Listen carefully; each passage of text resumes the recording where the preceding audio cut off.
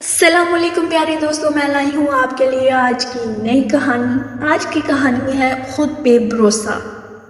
خود پہ بھروسہ کرنا کیسا ہوتا ہے، آج کی کہانی میں جانتے ہیں۔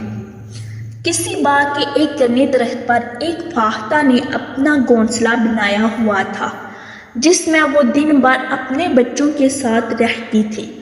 وہ ان کو دانا دنکا بھی چگاتی تھی۔ وہ بہت خوش تھی کیونکہ اب ان بچوں کے بالوں پر بھی نکلنے لگے تھے۔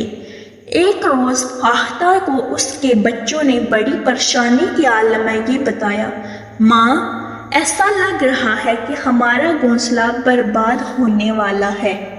آج اس باغ کا مالک اپنے بیٹے کے ساتھ یہاں آیا تھا اور اس سے کہہ رہا تھا کہ اب پھل توڑنے کا زمانہ آ گیا ہے۔ کل میں اپنے دوستوں کو ساتھ لاؤں گا اور ان کی مدد سے اس درخت کے پھل توڑوں گا۔ میرے بازو میں تکلیف ہے، اس لیے یہ کام تنہا نہیں ہو سکتا۔ مجھے اپنے دوستوں کی مدد کی ضرورت ہوگی۔ یہ سن کر فاختہ نے اپنے بچوں کو تسلی دی اور کہا، فکر مت کرو، وہ کل اپنے دوستوں کے ساتھ نہیں آئے گا اور نہ ہی پھل توڑے گا۔ اور پھر واقعی ایسا ہی ہوا۔ باغ کا مالک نہ خود آیا اور نہ اس کا دوست وہاں پہنچا۔ اسی طرح کئی روز گزر گئے تو ایک روز پھر باغ میں آیا۔ اس وقت بھی فاختہ اپنے بچوں کے پاس نہیں تھی۔ اس نے درخت کے نیچے کھڑے ہو کر کہا، میرے دوستوں نے اپنا وعدہ پورا نہیں کیا، اسی لیے میں یہاں سے پھل نہیں توڑ سکا، مگر کل میں یہ کام ضرور کر ڈالوں گا کیونکہ اس بار انہوں نے آنے کا پکا وعدہ کیا ہے۔ جب فاختہ واپس لوٹی تو اس کے بچوں نے یہ بات فاختہ کو بتائی تو اس نے اپنی بے پرواہی ظاہر کرتے ہوئے، بچوں، تم پریشان نہ ہو کیونکہ اس بات بھی نہ وہ خود آئے گا اور نہ اس کے دوست آئیں گے۔ اور اسی طرح یہ دن بھی گزر گیا اور فاختہ کے کہنے کے مطابق نہ باغ کا مالک وہاں آیا اور نہ ہی اس کا کوئی دوست۔ فاختہ کے بچے اب کچھ زیادہ ہی مطمئن ہو گئے تھے۔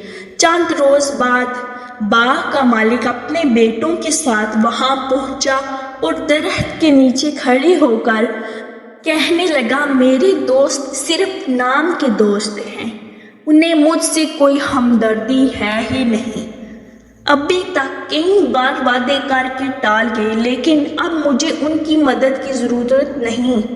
میں خود ہی کل تم سب کے ساتھ مل کر اس درخت کے پھل توڑوں گا۔ ویسے بھی مجھے دوسروں پر بھروسہ کرنے کی بجائے اپنے آپ پر بھروسہ کرنا چاہیے، اسی میں بہتری ہے۔ جب فاختہ نے یہ بات سنی تو وہ پریشانی کے عالم میں بولی، بچوں، اب ہمیں فوری طور پر یہاں سے جانا ہوگا۔ جب تک باغ کا مالک دوسروں پر بھروسہ کر رہا تھا، اس کا کام نہیں ہو رہا تھا، مگر آج اس نے خود پر بھروسہ کرتے ہوئے خود ہی پھل توڑنے کا ارادہ کیا ہے تو وہ ضرور کامیاب ہو جائے گا۔ اسی لیے اب ہمیں یہاں سے جانا ہی ہوگا۔